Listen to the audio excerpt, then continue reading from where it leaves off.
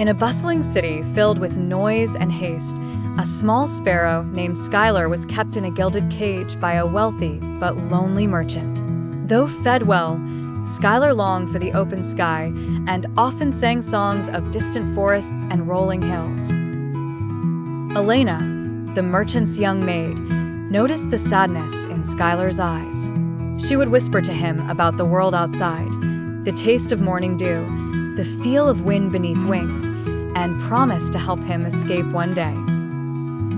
One evening, Elena left the cage door slightly unlatched, but just as Skyler was about to flee, the merchant entered the room. The birds stayed silent, not wanting to get Elena into trouble. Skyler learned that the merchant, Mr. Sterling, had captured him not out of cruelty, but because he believed the sparrow's song could ease his aching heart after losing his family. Skyler felt a pang of sympathy, but still yearned for freedom. During a stormy night, a strong wind blew the window open and knocked the cage to the floor. The door swung open. Skyler hesitated. Elena wasn't there, but knew this was his chance. He flew into the raging night. Skyler soared above the city, feeling the rain cleanse his feathers. He was free, but freedom was also frightening. Where would he go? Where would he find food? He felt alone and small. A wise old pigeon named Homer noticed Skyler's confusion. "First time out, little one?" he asked kindly. He taught Skyler where to find food, how to avoid predators, and where to shelter safely. Skyler ventured into a nearby forest. The sounds and smells overwhelmed him, chirping crickets, rustling leaves, and the scent of pine. He met other sparrows who welcomed him into their flock. Skyler never forgot Elena's kindness.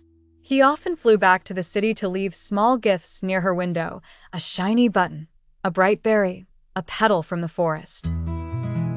On one of his visits, Skyler saw another caged bird, a canary, in a nearby home. Remembering his own captivity, he knew he had to help.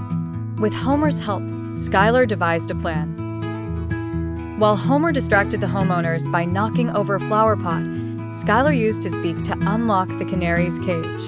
The two birds escaped into the dawn.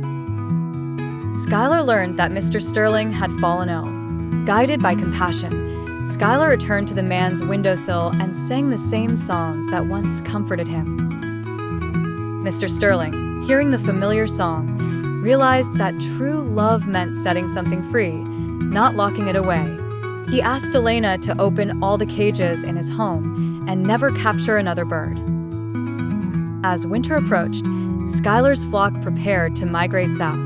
Though scared, Skyler joined them, flying over mountains, rivers, and fields he had only dreamed of. During migration, a fierce storm separated Skyler from his flock. He was tossed by wind and rain until he found shelter in a barn, where a farmer kindly offered him seeds and warmth.